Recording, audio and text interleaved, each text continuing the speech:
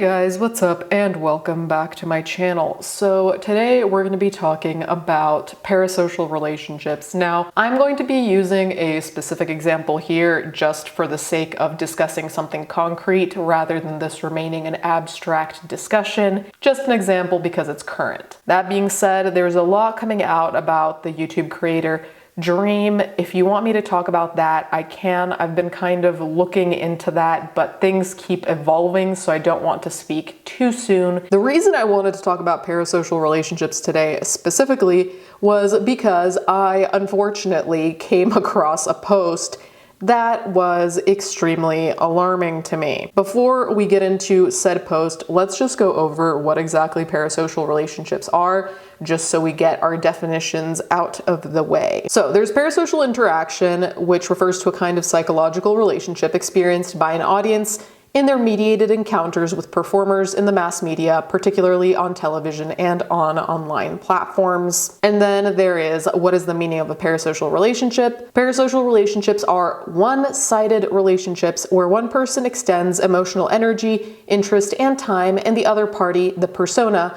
is completely unaware of the other's existence. Parasocial relationships are most common with celebrities, organizations, or television stars. One of the things about parasocial relationships that I've noticed is that they tend to be one-sided in the sense of it doesn't necessarily mean that you never interact with said person. The relationship is not level. So that's to say, if you DM your favorite celebrity and they happen to send you back an emoji, the way that you're aware of them is not the way they are aware of you, if that makes sense. Anyway, one thing I also wanted to get out of the way is that one side of parasocial relationships for me is very clear-cut, very black and white in the sense of when celebrities interact with fans, celebrities should have a level of, in my opinion, detachment. That's not to say you can't interact at all. That's not to say you have to be cold or a piece of shit, but you have to be very aware of how you're interacting. I don't think there's anything inherently negative with responding to a fan's DM if it's their birthday and you want to say happy birthday, okay, whatever. Generally speaking though, the rule of thumb, in my opinion, should be if you wouldn't do it publicly, whatever you're gonna do, say, blah, blah, blah, then you shouldn't be doing it privately. If you start to wonder if something's appropriate, I think that's your first sign. Here we're really going to be talking about parasocial relationships in the other direction, the average person, the fan, not the celebrity point of view. So this is the post I came across. We are disappointed, we are hurt at Chris Evans. Now, I don't follow Chris Evans closely, so I had no fucking idea what the hell any of this was about. Chris Evans, as a 30-year-old, I've basically grown up on your work. From the hot jock to Captain America to Lloyd Hansen, it's been a pleasure seeing your career grow and transform.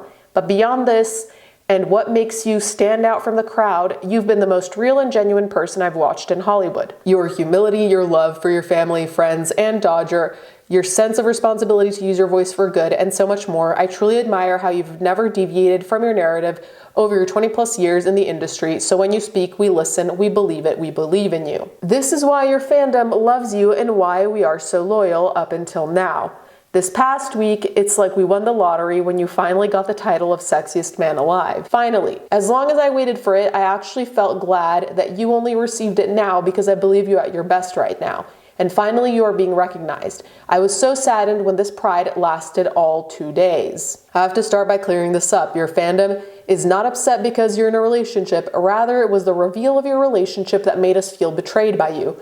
We feel betrayed by the Chris you led us to believe is you. As a human being, I fully believe that you deserve your privacy and you will obviously only share what you feel comfortable with. During TGM press tour, you were asked a question that had nothing to do with your romantic life. You, however, chose to answer with regards to your romantic life. You volunteered this information. Yes, you didn't explicitly say you were single, but you sure did imply it. During your People interview, you once again implied that you were single. The publication even reported that you were. Realistically speaking, this should have no bearing on our lives as fans. However, as your loyal fandom, when you speak, we listen, we believe in it, we believe in you. The sense of betrayal is not because you are in a relationship, it is the rude awakening that our belief in you is based on nothing but lies that you've been selling us. If you could volunteer up lies about something so trivial, what about you is actually real? It's like finding out Santa isn't real. This may come across as completely dramatic to most, but I hope you realize how influential you have been in our lives. Your relationship is really not our business. I personally know nothing of Alba and will never know the dynamics of your relationship. A side note, an average 41-year man looking to settle down, start a family, and live a quiet life at home will most probably not do so with a 25-year-old woman at the start of her career. It is just an indication how you've unfortunately contradicted yourself. I could go on, but I'm going to leave it here. My only hope is this message will somehow reach you and that you will understand the impact you have on the lives of your fans and how you have hurt so many of us, although I'm sure you will choose to only see the part that support you. Wait a minute!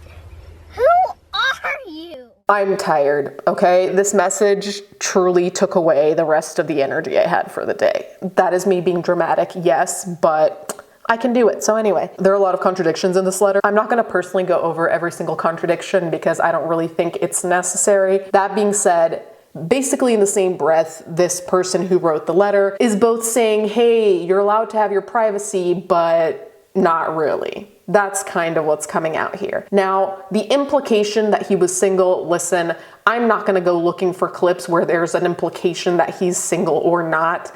Truly, I don't think that matters. Honestly, obviously from an outsider's perspective, because I'm not a celebrity, so I wouldn't fucking know. If a celebrity chose to lie about their relationship status, I don't know how much I'd blame them for that. Truly not, because if we think about what celebrities go through to the extent that we even know, right? Because there's so much we have no idea about. But considering the death threats, fans who cross over into stalking, all of these things, if you're dating someone, you probably want to protect them from that, right? You don't want them to be the targets of harassment, stalking, so on and so forth. So it wouldn't even surprise me that you would keep a relationship secret, specifically a relatively new relationship, and even more specifically a relationship that you might not even know where it's going. I don't understand really what the big deal is. Myself, being a fan of multiple celebrities, I've never really looked into who was in a relationship or not to begin with, because I don't really care. But even then, if I found out that one of my favorite celebrities, musicians, had been in a 10-year secret relationship, I'd just be happy for them. Like, I truly can't understand the feeling of betrayal when it's something that personal of nature. Now, if it were something else, I could potentially more easily understand, in the sense of if someone said they followed a certain religion and then it turns out they lied the whole time, or if someone specifically went out of their way to say, hey, I'm of this political party, and then it turns out that they lied the whole time.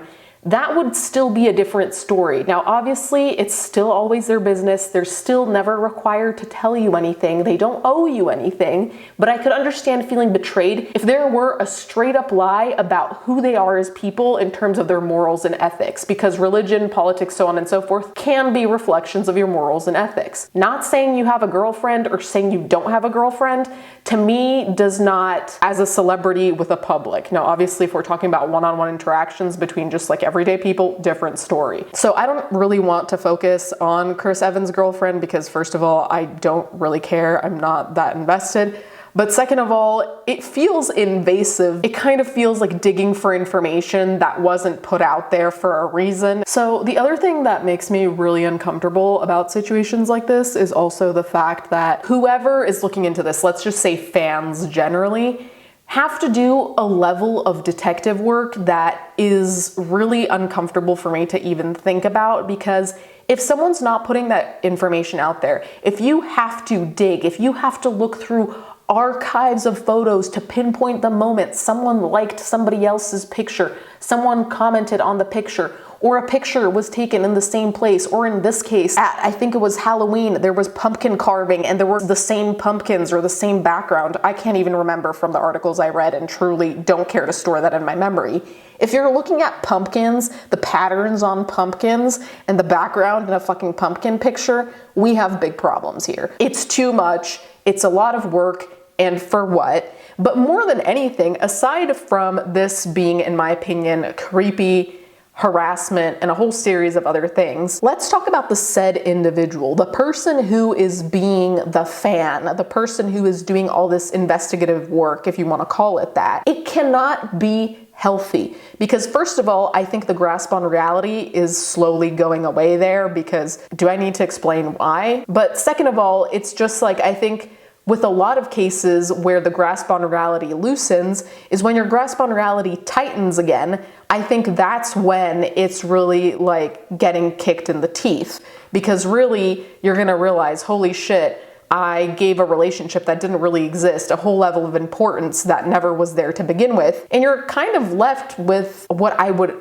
surmise, and I could be entirely wrong, a very empty feeling. So I also worry about the mental health of the people who are going to these extremes or feel these extreme connections with people they realistically have no connection to apart from being fans. So the whole thing, I am uncomfortable. At the end of the day, I think that it is negative all over because, first of all, like I said, the harassment of the celebrity, so on and so forth, but it also for the person themselves, I just don't ever see it having a good ending when the approach is already so invested, too invested. Anyways, you guys can let me know what you think in the comments down below. Let me know if there's a situation in particular that comes to mind when you think of these parasocial relationships in the unhealthy way. Thank you guys so much for watching. Thank you to my patrons as always, and I'll catch you guys next time.